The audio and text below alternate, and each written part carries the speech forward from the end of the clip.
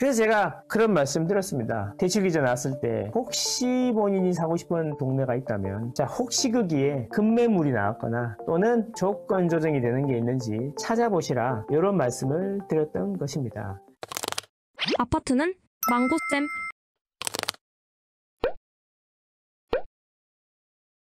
약발 다 했나? 대출 규제 한 달이 지났습니다, 여러분.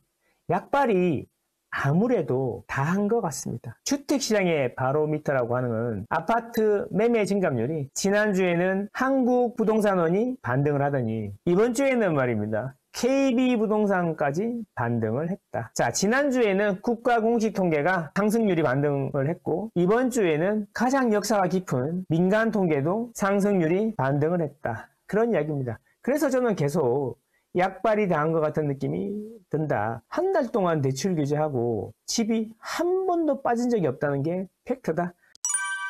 자, 눈으로 보여드리면 이렇다라는 겁니다. 이게 KB 지수 가지고 만든 망고맵인데요. 엄청 빨갛지 않습니까? 강남 상구하고 광진구, 광동구, 영동구까지. 자, 요렇게 다시 빨개지기 시작했다. 떨어진 게 아니다. 한 달 동안. 자, 상승폭이 줄어들다가 지난주, 이번 주 반등하기 시작했다.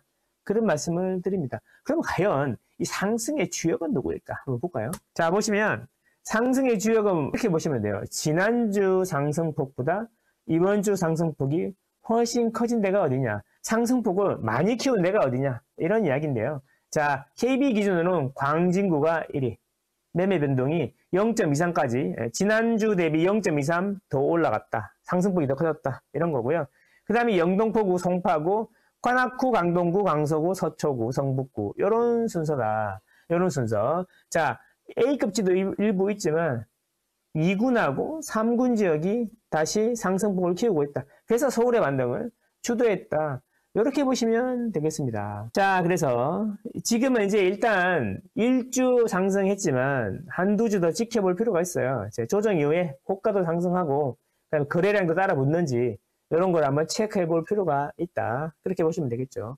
어쨌거나 그렇게 해서 이렇게 파란색이 요게 매매 지수인데요. 매매 지수인데 여기 규제 전에 이렇게 있다가 상승폭이 줄었죠.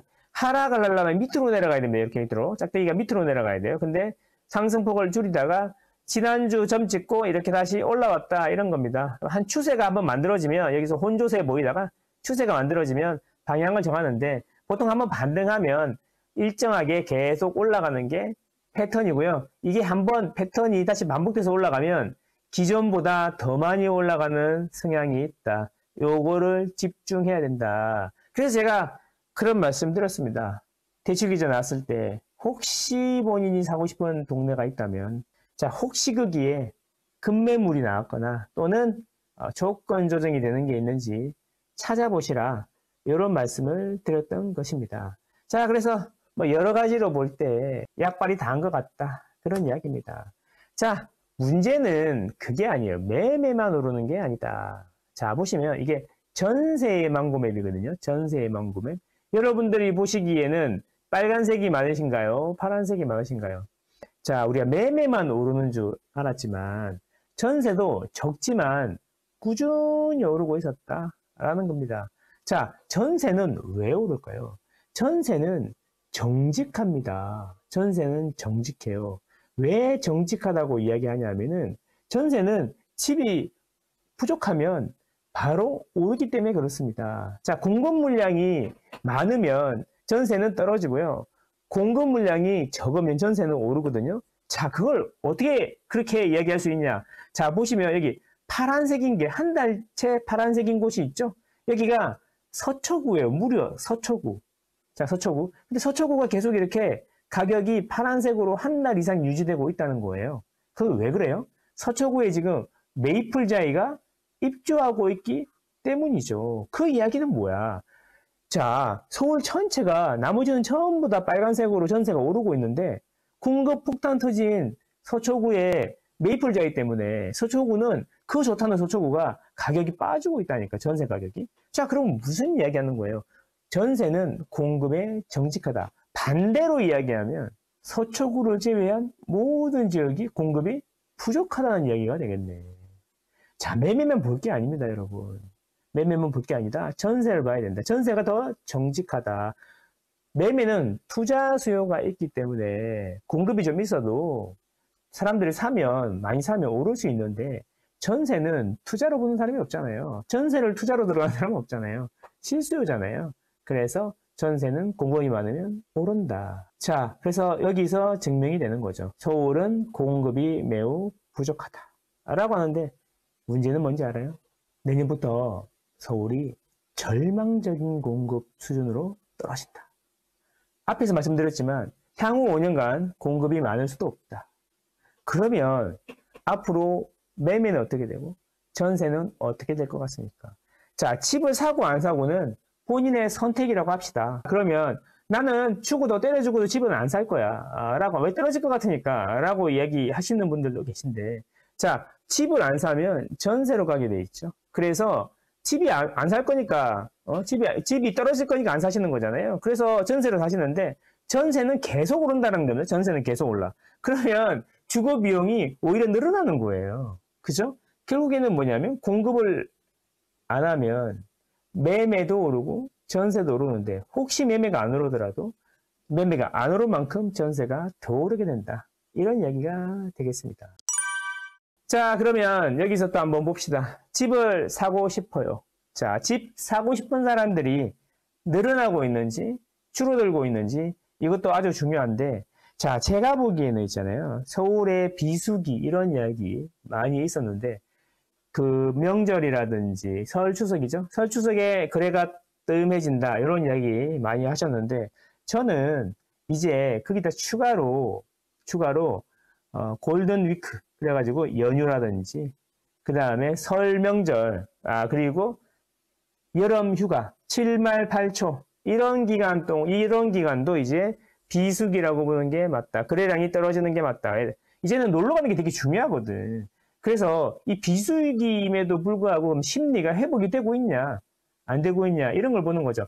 집이 사고 싶은 사람이 이 비수기임에도 늘어나고 있는지 대출 규제로 완전히 죽어가지고 이제 못 올라오고 있는지 이걸 봐야 된다라는 거죠. 심리를 보자는 겁니다. 심리. 가격도 오르고 있는데 앞으로 그러면 더 사고 싶은 사람이 더 많아지면 가격이 더 오를 수 있을 것 같으니까 반등했다 그러니까 심리도 반등했는지 보자 이런 이야기예요. 자, 이게 매수 우위 지수 KB 건데요. 여기 보시면 서울은 여기 끝에가 어떻게 됐어요? 끝에가 살짝 올라왔죠? 이게 떨어지다가 꺾여서 다시 올라왔다. 그래서 제가 추세선 항상 이야기 드리는 게 추세선 하방으로 돌파 못하고 다시 올라가더라. 이런 이야기예요. 자, 서울만 그런 게 아니에요. 서울을 좀 쪼개보죠. 강남하고 강북으로 쪼개보면 강남에 11구가 있어요. 자, 이렇게 연결해보면 어때요? 서울 강남 11구는 2주째 꺾여가지고 반등해서 올라가고 있다. 이렇게 보시면 되겠다. 이 비수기인 휴가철인데도 불구하고 그렇다. 그러면 선생님 강북 14구는 떨어졌겠죠. 강북 14구는 드디어 이번 주에 반등을 했다라는 겁니다. 강남과 강북이 모두 심리가 반등했다. 무슨 이야기야? 매수 문의가 증가하기 시작했다라는 겁니다. 자, 집이 사고 싶은 사람이 점점 많아지고 있다. 이런 이야기예요.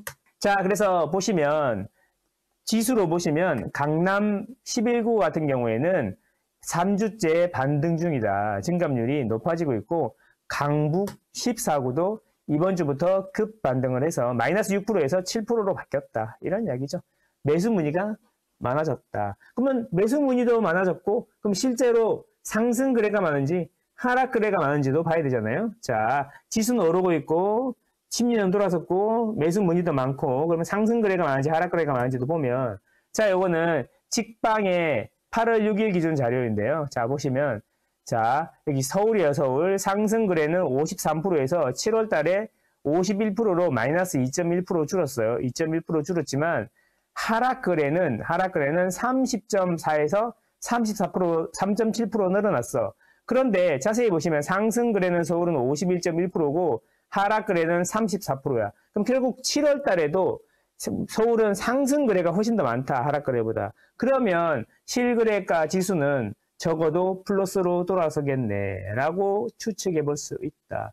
자, 그러면 우리는 상승거래가 더 많아졌으니까 실거래 지수도 올라갈 거다. 이렇게 볼 수가 있는 거예요. 자, 상위 80% 뭐냐면, 자, 보세요. 지금 이게 서울의 매매 전세 지수예요. 매매 전세 지수인데, 파란색이 매매고요. 금정색이 전세 지수예요. 전세 지수.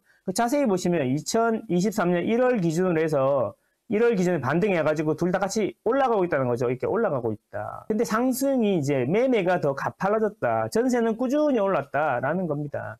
지금 서울은 이번 주에 KB 기준으로 0.1% 올랐어요. 매매 증감률이 주간으로 0.1% 올랐는데 이 0.1%가 어느 정도냐 하면은 2012년부터 지금까지 데이터를 싹 다 모아보면 0.1% 이상 되었던 적이 상위 20%다. 무슨 이야기냐? 10번 중에 5번 중에 한 번 정도만 0.1%를 넘어갔다. 나머지는 0.1%보다 훨씬 낮았다. 이런 이야기예요. 그러니까 지금 0.1% 올랐다고 상승폭이 많이 축소됐다 그러면서 걱정을 하시는데 서울 평균 0.1% 상승은 전체 장기 시계를 볼 때 매우 높은 수준이다. 잘 버티고 있다.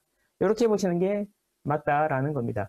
데이터로 이야기하고 있습니다. 저는 23년 됐고 아파트 거래도 많이 해보고 재개발 재건축 거래도 많이 해봤지만 저는 데이터를 매우 좋아하는 이유가 객관적으로 바뀌려고 하는 겁니다. 사람은 자기의 주변이라든지 자기의 경험에 잡혀가지고 오판을 하기 쉽잖아요. 그래서 저는 데이터를 많이 보는 겁니다. 저도 적게 하진 않았지만 데이터를 좋아하는 이유다. 지금 결코 서울은 적게 오르는 게 아니다 라는 겁니다.